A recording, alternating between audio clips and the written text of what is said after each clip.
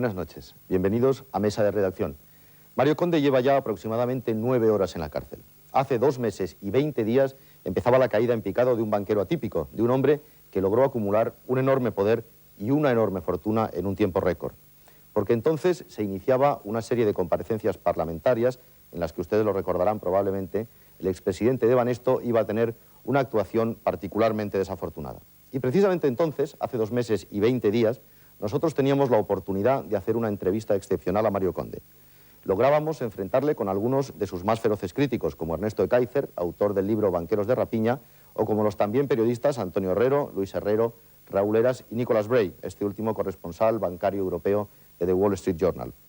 En las preguntas de estos expertos y en las respuestas que les dio Mario Conde se encuentran muchas claves, muchas de las razones por las que hoy está preso.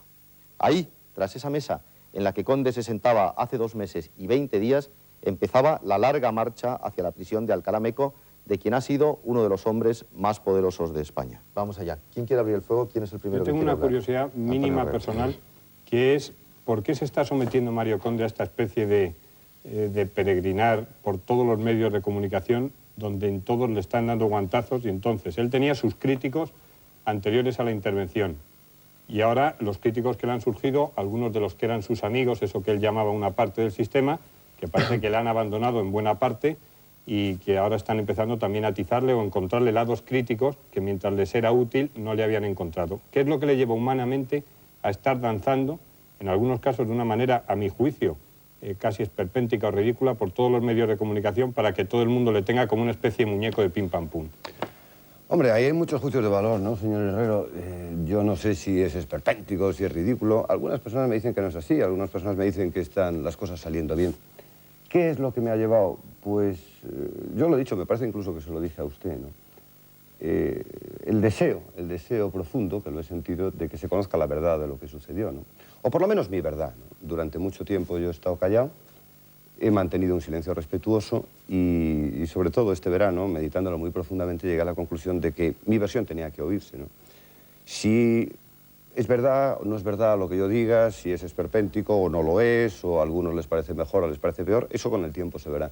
Pero de verdad es que he llegado a la conclusión que debo de aportar lo que yo sepa, que se conozca la verdad. ¿Y por qué no lo aportó cuando era presidente Banesto, que tuvo usted mucha ocasión de contar todos estos tejemanejes que cuenta en su libro, El Sistema, lo que cuenta en esas memorias que ha publicado Jesús Cacho, que creo que ha facilitado usted un diario, por lo menos ha contado intimidades en las que implica al rey, al presidente del gobierno, a sus amigos Polanco, Asensio, a todo bicho viviente? Si era tan importante para el país contarlo, ¿por qué no tuvo usted el coraje de contarlo siendo presidente Banesto? Son 2 temas, ¿no? Una, si usted antes me preguntaba que qué hacía contando ahora esto, ¿no? Y antes de ser presidente de Banesto no podía contar nada de la intervención porque la intervención todavía no se había producido. Y sobre el sistema, pues porque hay cosas que no se pueden contar. Sencillamente, cuando uno es presidente de banco, tiene una serie de obligaciones, entre otras, responder a los accionistas, ¿no? Una cosa distinta es lo que yo pensara, lo que yo conocía, lo que yo estaba viviendo en aquellos momentos, pero desde la presidencia de un banco no se puede contar. Si usted me hiciera la pregunta, que también sería válida, ¿no? Y si usted conocía todo eso, ¿por qué no dejó la presidencia del banco y por qué no lo contó?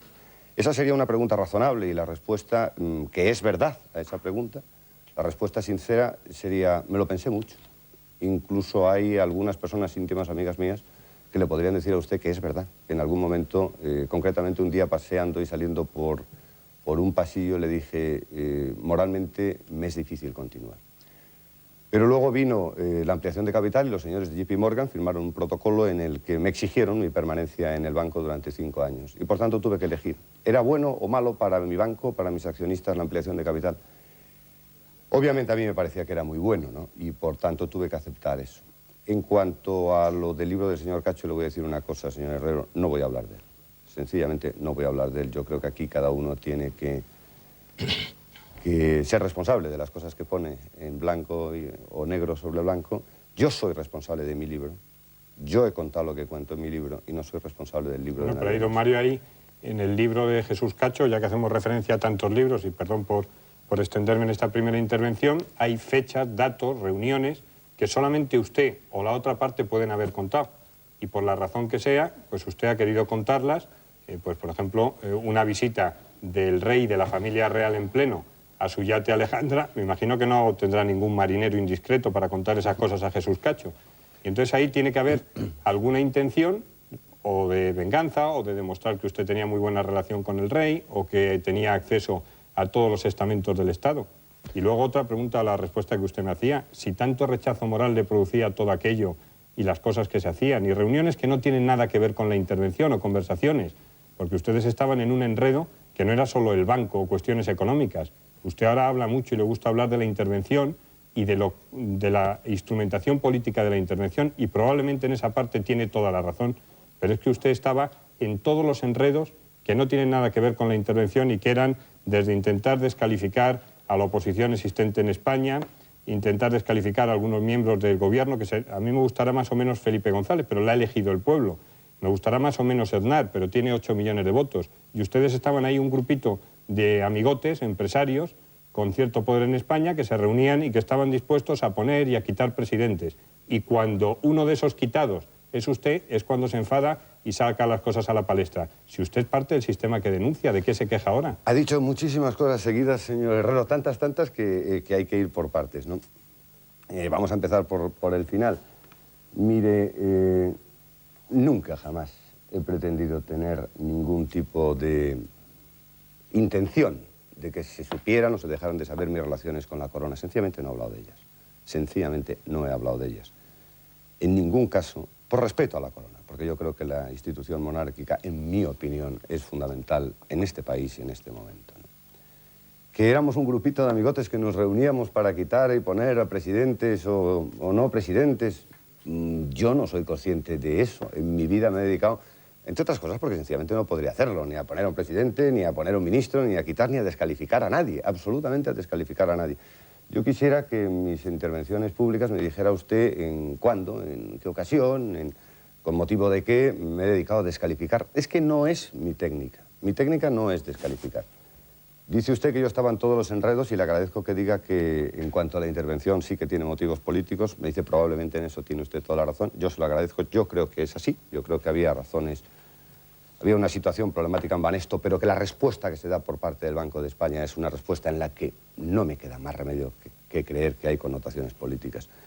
Pero cuando uno está en una presidencia de un banco tan complejo como era Banesto, no está simplemente en una mesa, con una silla y con unos números. La vida es mucho más compleja, pero probablemente no solo para mí, sino yo creo que para cualquiera que hubiera ocupado ese puesto, señor Herrero. Si me permite, me gustaría volver un poco atrás en la historia y hablar justamente del momento en que usted asumió la presidencia. En el libro que usted publica ahora, admite de no haber tenido ninguna experiencia bancaria antes de entrar en Banesto. Sin embargo, asumió los poderes ejecutivos de un gran banco, de un banco con gran historia, que tenía sus problemas, que sabían sus problemas. Ahora bien, en la banca mundial hay muy pocos ejemplos de personas que asumen estos poderes sin previa experiencia. Algún ejemplo hay, es el del señor Aberea, que fue presidente del Crédit Lyonnais, que fue director del Tesoro francés en su día, luego fue presidente del Crédit Lyonnais y condujo este banco a un fracaso tremendo que únicamente ha sido superado por el fracaso de Banesto. Ahora bien, me gustaría preguntarle, señor Conde, ¿no fue un ejemplo de una gran picardía asumir esta presidencia de Banesto en los momentos en que usted lo hizo? ¿Picardía? No, yo creo que fue un ejemplo muy concreto de lo siguiente. Mire, primero, de que se habían vendido una empresa que era antibióticos y teníamos un dinero que habíamos ganado legítimamente. Segundo, que teníamos una decisión real de comprar acciones y entrar en el Consejo de Administración de Banesto. Y tercero, lo digo en el libro, como usted puede leer si le parece bien y si tiene tiempo, ¿no? Yo no tenía ninguna intención, absolutamente ninguna intención de asumir la presidencia de Banesto. En aquel momento estaba el señor López de Letona, que lo había, no sé si nombrado, sugerido o cualquier frase parecida, el gobernador del Banco de España de entonces, don Mariano Rubio, ¿no?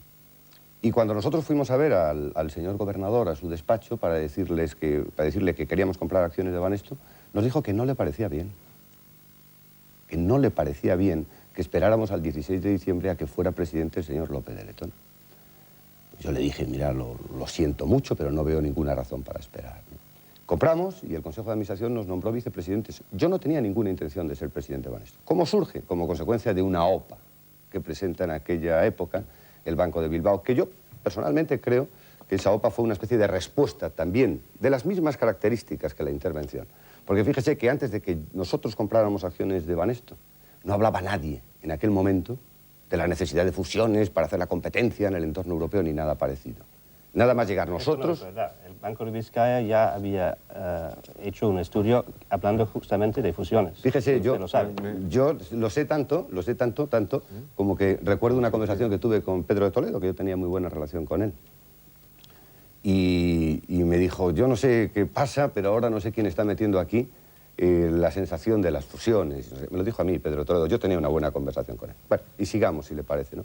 Entonces, le insisto, no tenía absolutamente ninguna intención. Viene la OPA del Bilbao, que para mí es una respuesta estrictamente política en ese sentido. Y, bueno, no sé a dónde iba el Banco de Bilbao, si quería fusionarse con otro o hacer una OPA, pero creo que sobre Banesto no.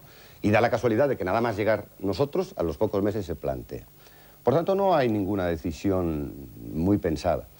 A partir de ese momento, yo no sé si usted sabe, pero las organizaciones de los grandes bancos, aun siendo presidencialistas, pues cuando un banco es muy grande, se distribuyen unidades y lo importante es que existan ejecutivos encargados de ellos, ¿no? Señor Conde, pero... un momentito que tenía pedida la palabra sobre este tema. La verdad es que pienso que el debate puede ser interesante. Ahora no tenemos demasiado tiempo, todos no tenemos demasiado tiempo, sin que esto signifique una crítica. A mí me parece que hay un tema concreto que me parece interesante que plantea Nick Bray, y que es irnos al comienzo.